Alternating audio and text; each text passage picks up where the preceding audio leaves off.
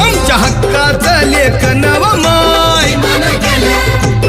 मग कुणी नाही केलं भलं व माय अग दिल्लीचं दालन फुलं व माय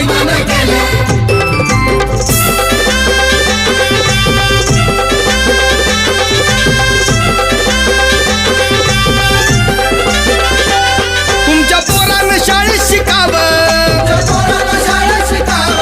आशाला जारीला मुकावं